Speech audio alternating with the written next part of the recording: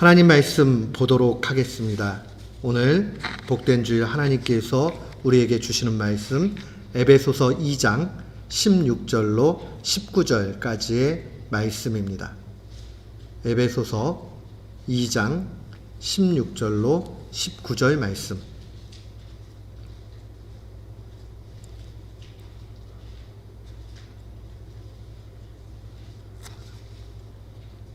신약성경 312면입니다.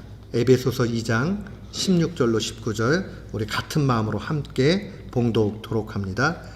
또 십자가로 이 둘을 한 몸으로 하나님과 화목하게 하려 하심이라. 원수된 것을 십자가로 소멸하시고 또 오셔서 먼 데 있는 너희에게 평안을 전하시고 가까운 데 있는 자들에게 평안을 전하셨으니 이는 그로 말미암아 우리 둘이 한 성령 안에서 아버지께 나아감을 얻게 하려 하심이라. 그러므로 이제부터 너희는 외인도 아니요 나그네도 아니요 오직 성도들과 동일한 시민이요 하나님의 권속이라. 아멘. 저는 오늘 본문 말씀 에베소서 2장 16절로 19절 말씀을 통해서 색깔 없는 복음이라는 제목으로 주의 말씀을 선포하도록 하겠습니다. 우리는 오가면서 색깔 논쟁을 종종 경험하게 됩니다. 우리의 조국 대한민국에서는 언젠가 좀 사그라진 것 같은데 다시 나타나게 되는 것이 이념 논쟁, 이데올로기에 대한 그러한 논쟁입니다. 입장 차이가 있는데 아주 극렬하지요. 파란색이니 빨간색이니 색깔을 가지고 표현하고 그 입장에 갈등이 나타납니다. 최근에 우리가 살고 있는 미국 현실 속에서는 다른 색깔의 논쟁이 나타났습니다. 하얀색이니 검정색이니 참 안타까운 비극이 우리 가운데 있습니다. 지난달 5월 25일 날 우리가 잘 아는 조지 플로이드 사건, 그것으로 인해서 미국 전역이 지금 큰 혼란 가운데 있습니다. 2012년도에도 이런 유사한 일들이 있어서 그때는 우리 흑인 소년이 어려움을 당하고 또 목숨을 잃는 그런 사건을 통해서 사람들이 흑인 분들의 생명도 중요하다. 여러분들 플랜카드 많이 보셨을 거예요. Black Lives Matter. 정말 이 흑인들의 생명이 중요하다. 우리는 이미 알고 있는 거라서 마음에 덜 느끼는지 몰라요. 근데 저같이 30대 중반 이후에 미국 땅에 와서 있었던 사람들은 어쨌든 언어적인 한계, 문화적인 한계들이 있기 때문에 참 마음에 답답함이 있을 때가 많아요. 더 많이 어필해야 되고 더 많이 무언가 소통해야 되는데 그 한계를 느낄 때 오는 답답함. 그러다 보면 고스란히 그 손해봄을 몸으로 감수해야 됩니다. 억울하지요. 내가 조금 더 높은 위치에 있고 내가 조금 더 많이 가지고 있고 내가 조금 더 잘할 수 있다면 그 어려움을 이겼을 텐데 하는 아쉬움이 있어요. 때로는 도움을 줘야 되는데 제가 도움을 줄 수 없는 상황이 될 때도 똑같이 느껴지는 그 심정이 있습니다. 교우들 가운데서 제가 돕는다고 돕지만 그 한계 속에서 도울 때에 참 마음에 안타까움이 있지요. 이 색깔 논쟁 가운데 알고 보면 우리도 알게 모르게 다 피해의 그런 상황에 놓여져 있다. 또 때로는 우리도 모르는 사이에 가해자의 위치에 있다는 것을 볼 수 있어야 됩니다. 최근에 6월 16일입니다. 한 주일이 채 가기 전에 미국 복음주의 신학자들의 모임이 있어요. Evangelical Theological Society라는 ETS라는 곳에서 하나 중요한 선언문을 발표했습니다. 그 선언문이 이런 거예요. 복음과 인종차별에 대한 복음주의 선언문. 그러니까 gospel, 이 복음과 레이시즘의 관계를 복음주의 입장에서 아주 연구를 해가지고 발표를 했습니다. 그 결론은 딱 이거예요. 인종차별, 레이시즘은 성경의 가르침과 예수 그리스도의 복음에 있어 위반된다. 굉장히 강한 표현이에요. 위반된다. 하나님 나라에 합당하지 않다는 겁니다. 그리스도인들이 만약에 알게 모르게 우리 중심의 레이시즘을 가지고 있는 것은 정말 그냥 잘못된 게 아니라 하나님 나라에 합하지 않고 하나님이 미워하는 것이다. 하나님이 그것을 저주하신다. 이런 강한 표현을 사용했습니다. 우리는 성경 속에서 예수 그리스도의 복음을 정확하게 알고 믿고 그것이 우리 속에 역사가 되어지면 결단코 레이시즘, 이 인종차별은 생겨나지 않는다는 것을 분명히 기억해야 됩니다. 그런 의미에서 생각하면 누군가가 저한테 복음은 무슨 색깔일까요? 라고 물어보면 저는 색깔이 없다. 이렇게 얘기하고 싶어요. 그래서 제가 영어 제목으로 집어넣을 때도 색깔 없는 복음 할 때 colorless라는 표현을 사용을 했습니다. 우리의 가스펠, 복음은 색깔이 없어요. 그 말은 누구에게도 적합하고 누구에게도 능력인 그러한 복음이라는 것을 기억해야 됩니다. 성경 표현대로 하면 차별이 없어요. 차별이 없어요. 누구에게나 동일합니다. 이 말은 예수 그리스도께서는 인종과 상관없이 그들의 영혼을 위해서 십자가에 죽으셨고 예수 그리스도를 구주로 믿는 사람은 인종과 상관없이 누구나 구원받는다는 사실입니다.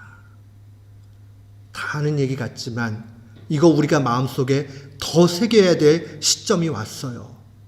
복음이 힘을 찾고 잃어가게 되고 사회에서는 엉뚱한 곳으로 가고 그 다음에 이 미국 땅에서 이런 일이 일어날 거를 누가 생각을 했겠어요. 그러나 너무나 비참하게 이런 일들이 일어난다는 것을 기억해야 됩니다. 로마서 3장 22절에 바울 사도는 복음에 대해서 이렇게 증언하고 선언합니다. 곧 예수 그리스도를 믿음으로 말미암아 모든 사람에게 미치는 하나님의 의인이 차별이 없느니라. 여기서 하나님의 의라는 말은 예수 그리스도, 복음 자체를 얘기해요. 그러니까 예수 그리스도는, 복음은 차별이 없다라고 선언합니다. 그는 원래 유대인이었어요. 그래서 유대인들만 구원받는다고 생각했어요. 조금 극단적인 그런 인종 우월주의에 있는 사람들은 이 흑인이나 황인, 유색 인종은 심지어는 영혼이 없다. 또 심하게 얘기하면 열등하다. 이렇게 생각하는 사람들이 있었고 그런 사람들의 모임들이 있다는 거 우리 잘 알아요. 그런데 복음을 알게 되면 그게 얼마나 잘못되었는가 하는 것을 보게 됩니다. 중세시대에는 논쟁 가운데서 여성들이 영혼이 있을까 하는 논쟁이 정말 있었어요. 우리가 생각하면 얼마나 우스꽝스럽습니까? 여성분들이 왜 영혼이 없습니까? 여성분들이 얼마나 귀합니까? 하나님이 남성과 똑같이 만드셨는데 얼마나 귀해요. 그런데 신학이 잘못되니까 하나님에 대한 그 내용이 잘못되어져 있으니까 엄한 생각을 하게 되고 거기서 잘못된 비진리로 가게 되는 거죠. 거짓에 속게 되는 거죠. 우리도 마찬가지예요. 야, 이 흑인들은 이래 라고 편견을 갖는다면 우리 오늘 이 이유로 마음을 새롭게 해야 돼요.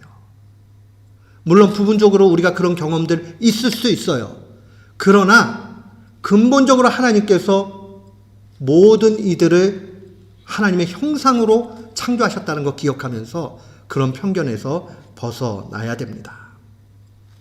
우리가 왜 이 레이시즘에 대해서 다시 생각하고 거기에 빠지면 안 되느냐? 왜 그렇게 중요하냐? 한마디로 이야기하면 우리가 레이시즘에 빠지지 않을 때 행복하기 때문에 그래요. 복음을 온전히 알게 되면 레이시즘이 자리 잡지 않기 때문에 그래요. 만약에 우리 속에 레이시즘이 있다면, 인종차별이 있다면 그거는 죄송한 말씀이지만 복음을 온전히 깨닫지 못한 거예요. 그리고 복음이 우리 속에서 역사하지 못하도록 내가 무언가 꼭 잡고 있는 거예요. 잘못됐어요. 그렇게 되면 안 됩니다. 성경적 관점에서 행복과 직결되는 문제가 이 문제라 하는 것을 분명히 기억해야 됩니다. 오늘 본문의 17절 말씀으로 와서 보세요. 또 오셔서 먼 데 있는 너희에게 평안을 전하시고 가까운 데 있는 자들에게 평안을 전하셨다. 먼 데 있는 너희라는 것은 이방인들을 얘기하는 것이고 가까운 이들이라는 것은 유대인들을 얘기하는 거예요. 통틀어서 얘기하면 누구에게나 이 복음이 전해졌다. 차별이 없다. 라고 그렇게 말씀해 주는 겁니다. 사랑하는 성도 여러분, 차별 없는 복음, 색깔 없는 복음 얼마나 귀합니까? 우리는 이 사실을 마음에 다시 한번 새겨야 되겠어요. 그렇다면 우리가 이러한 관점, 이 색깔 없는 복음을 갖게 되면 어떠한 모습으로 나타나는지 좀 살펴볼 필요가 있습니다. 먼저 16절 말씀으로 보세요. 또 십자가로 이 둘을 한 몸으로 하나님과 화목하게 하려 하심이라. 원수된 것을 십자가로 소멸하셨다. 16절 말씀을 보면 우리와 하나님 사이가 원수됐는데 예수 그리스도의 복음으로 말미암아 화목해 되었다라는 거예요. 더 이상 나눠짐이 없는 것이죠. 그러면 이 복음을 믿는 사람은 어떻게 살아야 되느냐? 19절 말씀 같이 살아야 돼요. 19절 말씀 한번 같이 읽겠어요? 같이 고백합니다. 그러므로 이제부터 너희는 외인도 아니요 나그네도 아니요 오직 성도들과 동일한 시민이요 하나님의 권속이라. 권속이라는 말은 가족이라는 말이에요. household. 우리 좀 이거 제일 가까운 말로 하면 한솥밥이라는 말이 딱 어울리는 것 같아요. 제가 생각할 때는.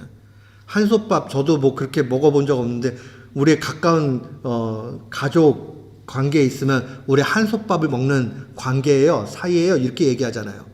옛날에 대가족 시절에는 친척들도 한 집안에 같이 살면서 큰 솥에다가 밥을 하고 그 밥에서 밥을 퍼가지고 나눠 먹었잖아요. 그게 식구 개념이잖아요. 그게 가족 개념이잖아요. 여기서 권속이라는 말이 단순히 그냥 패밀리 멤버 이 얘기하는 거 아니에요.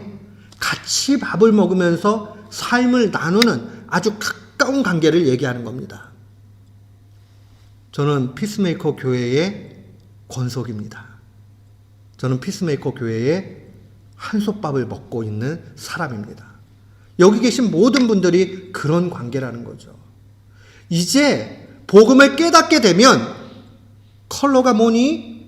너 남자니? 여자니? 너 많이 배웠어? 못 배웠어? 너 가진 게 지금 얼마 있어? 전혀 상관없다라는 얘기예요. 복음을 깨닫게 되면 이 모든 것을 다 포용할 수 있는 사람이 되는 겁니다. 사랑하는 성도 여러분, 하나님이 우리에게 요구하는 것이 바로 이거예요. 알았다면, 복음이 무엇인지 알았다면 그 다음에 19절 같이 살아라. 16절, 하나님과 너희 사이가 원수된 것이 예수 그리스도로 말미암아 화목해 됐다. 이게 복음이잖아요.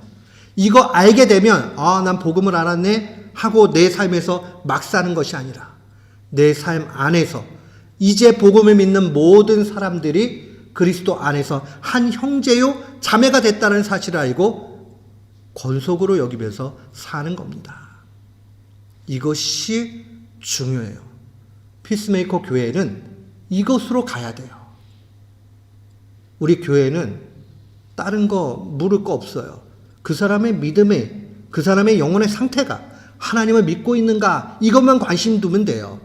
그 사람이 시절이 어려워가지고 좀 못 배우면 어떻습니까? 또 상황이 어려워가지고 경제 좀 어려우면 어때요? 좀 몸에서 냄새나면 어때요? 정말 우리가 주님의 사랑 안에서 편견 없이 그래, 하나님이 저를 사랑하시지 하는 마음으로 한다면 하나님이 우리 피스메이커 교회 우리를 통해서 하나님의 큰 일을 일으켜 주실 것입니다. 이렇게 될 때에 우리는 온전한 신자의 삶을 살게 됩니다. 우리가 18절로 오게 되면 삼위일체 하나님의 사역의 아름다움이 기록되어져 있어요. 이보다 더 삼위일체 하나님의 그 사역에 대해서 교리적으로 아름답게 진술될 부분이 있을까 하는 생각이 듭니다. 18절 말씀 한번 봅니다. 이는 그로 말미암아, 그는 예수 그리스도입니다. 예수 그리스도로 말미암아 우리 둘이 한 성령 안에서 아버지께 나아감을 얻게 하려 하심이라.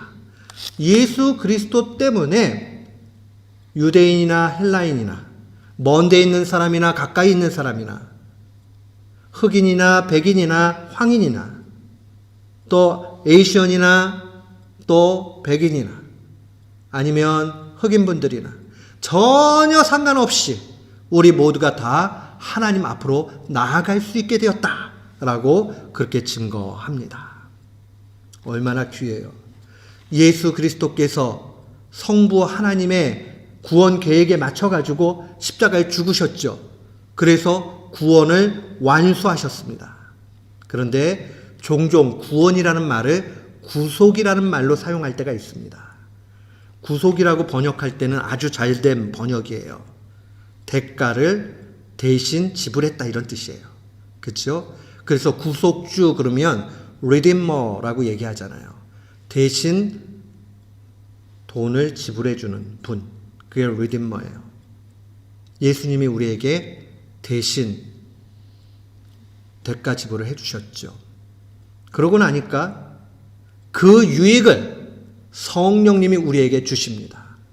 성령님이 딱 보고 우리 속에 예수 그리스도를 믿는 믿음을 주시고 그 믿음 가운데 나아가는 걸 보면 어허, 너는 예수님을 구원자로 믿는구나 하면서 그 죄사함 받고 영생을 누리는 그 유익을 우리에게 고스란히 가져다 줍니다. 그래서 한 성령 안에서라는 표현이 나오게 된 거예요. 성령님이 우리를 그렇게 만들어 주시는 거죠. 그리고 나서 우리는 하나님 앞으로 나아가게 되는 겁니다. 하나님과의 관계가 온전해지게 된 거예요. 완전해진 거예요. 근데 예수님께서 이 대가를 지불하신 게 부분적인 지불이 아니에요. entire payment. 완전하게 다 payment, 지불해 주신 거예요. 그러니까 더 갚을 게 없어요. 우리의 무슨 노력과 우리의 고행과 우리의 진노 받음과 이런 게 필요 없어요. 중세 로마 교회의 교리에 잘못된 것이, 가르침에 잘못된 것이 무엇이냐면 예수님이 그렇게 다 하셨는데 우리도 좀 해야 된다고 자꾸 가르치는 거예요. 그래서 덧붙여가지고 뭔가가 필요한 거예요. 그러다 보니까 보속이라고 얘기하는데 보속을 하게 만드는 거예요. 그럼 뭐냐면은 죄를 지었어요. 그러면 예수 그리스도께 회개하고 그리스도의 공로로 말미암아 내가 은혜를 받고 그것으로 좋게 해야 되는데 그것을 떨쳐내기 위해서 당신 금식 3일 하시오. 성경을 10장 읽으시오. 뭐 이런 거를 갖다가 내가 받고 나면 후련해지는 거죠. 그게 잘못된 거예요. 그러다 보니까 나중에는 점점 헌금을 하면 그런 거를 갖다가 감해주는 것 같이 그렇게 얘기하기도 하고 또 무언가 그런 보속의 일들을 하게 되면 내가 마음의 평안을 얻고 그러니까 예수 그리스도의 공로와 덧붙여져서 자신들이 뭔가를 보속해야 되는 것과 혼돈하기 시작하고 나중에는 예수 그리스도는 없어져요. 그리고 자기가 뭐 하는 것만 관심을 갖게 되죠. 그러나 우리 말씀을 깊이 보면 예수 그리스도께서 이미 모든 것을 다 페이먼트 하셨습니다. 차별 없는 이 복음의 메시지를 갖게 되면 그 다음에 트랜스포메이션, 변화가 나타나게 돼 있어요. 두 가지 변화가 나타났는데 잘 기억하세요. 첫 번째는 생각이 변합니다. 복음이 온전히 오게 되면 생각이 변해요. 어떻게 생각이 변하느냐? 모든 교회 공동체 사람들을 가족으로 여기게 됩니다. 신앙 안에서 한 가족이 되는 거죠. 이걸 좀 쉬운 말로 얘기하면 로마서 12장으로 좀 오면 돼요. 로마서 12장 15절에 보면 주의 말씀이 이렇게 증거합니다. 즐거워하는 자들과 함께 즐거워하고 우는 자들과 함께 울라. 얼마나 귀한 말씀인지 몰라요. 이 1장부터 로마서 1장부터 11장까지는 교리에 관한 가르침에 대한 것이고요. 12장부터는 그 가르침을 받은 사람이 어떻게 구체적으로 실천해서 살아야 되느냐 하는 게 12장부터 16장에 기록이 되어져 있어요. 그런데 복음을 깨닫고 가진 사람이 어떻게 살아야 되느냐? 가족 공동체로 살아야 되는데 가족 공동체는 어떻게 사느냐? 즐거워하는 사람들과 함께 즐거워하고 슬픈 사람들과 함께 울어주는 거예요. 우리 교회 교우들은 이 마음 가지고 살아야 돼요. 누가 어려움 당했다. 같이 울어줘야 돼요. 같이 울어주면요. 슬픔이 반으로 된대요. 정말 그런 것 같아요. 기쁜 일을 갖다가 같이 나누잖아요. 그러면 2배가 된대요. 정말 그런 것 같아요. 우리 좀 그랬으면 좋겠어요. 우리나라 말에는 좋지 않은 말도 좀 있잖아요. 사돈이 땅 사고 남이 잘 되고 이러면 조금 속상하다. 인간적으로는 이해할 수 있어요. 그러나 복음이 우리 안에 와서 우리의 생각을 변화시키게 되면 그 다음에는 슬픈 사람들과 같이 슬퍼하고 기쁜 사람들과 같이 기뻐할 수 있는 사람 됩니다. 우리 이게 중요해요. 그래서 우리 교회에 왜 합심해서 기도 제목이 이렇게 많은가? 그 뭐냐 하면 우리가 같이 울고 같이 웃으면서 기도하자는 거예요. 사랑하는 성도 여러분, 우리 함께 기도하면요. 거기에서 나오는 기쁨 이루 말할 수가 없어요. 우리 교회는 서로를 위하고 서로를 관심 두고 그래서 사랑의 공동체, 가족 공동체가 되기를 주의 이름으로 축원합니다. 아멘. 이렇게 생각이 변하게 되면 구체적으로 어떻게 되느냐? 태도가 변하게 돼 있어요. 머리만 바뀌는 게 아니라 그 다음에는 진짜 태도까지 바뀌게 됩니다. 우리는 한 가족이야. 그러니까 같이 웃어주고 울어줘야지 이 정도 차원이 아니에요. 우리의 태도가 완전히 바뀌어져 가지고 새로운 사람이 됩니다. 복음의 진수가 사람에게 나타나서 완전히 새롭게 된 그러한 절정을 나타내는 서신서가 있어요. 빌레몬서입니다. 빌레몬서는 길지도 않아요. 달랑 한 절이에요. 20여 절, 25절인가까지 있습니다. 길지 않아요. 이 짧은 내용이 우리에게 증거하고 있는 것은 복음 받은 사람은 이렇게 변하지 하는 것을 알려줍니다. 빌레몬과 오네시모라는 2사람이 등장을 합니다. 2사람은 특수한 관계였어요. 빌레몬은 주인이었고 오네시모는 종이었는데 어떤 종이었느냐? 주인이 너무 싫어가지고 도망친 종이에요. 당시에는 종은 아무런 권한도 없을 뿐만 아니라 소유물이었어요. 도망쳤죠. 도망쳤다가 오네시모가 바울사도 만납니다. 복음을 경험하게 됩니다. 회심했어요. 그리스도인 됐어요. 그러고 나니까 바울 사도가 이전부터 알고 있던 빌레몬에게 편지 씁니다. 이전까지 오네시모 너한테 무익한 사람이었다는 거 안다. 도망친 놈 그거 내가 알고 있어. 그러나 이제는 우리 안에서 나를 돕는 귀한 동력자가 되었으니까 너 그를 형제로 좀 맞이해 줬으면 좋겠어 라고 이야기합니다. 이후로는 종과 같이 대하지 아니하고 종 이상으로 곧 사랑받는 형제로 둘자라 라고 그렇게 이야기합니다. 내 재산인데요. 지금 바울사도가요 빌레몬에게 요구하는 게요 그냥 단순하게 종을 형제로 대하라 이 정도가 아니에요. 내 재산의 엄청난 부분이 손상받습니다.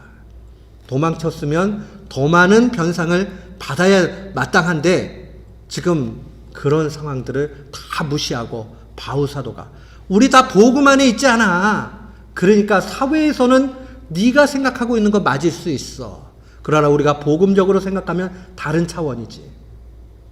다른 내용들이 다 나타나지 않지만 이 신실했던 하나님의 종 빌레몬은 마땅히 이 오네시모를 자기의 형제로 맞아들였을 겁니다. 그리고 분명히 그 가운데 하나님의 능력을 나타냈을 겁니다. 그래서 초대교회는 든든히 서 갔을 겁니다.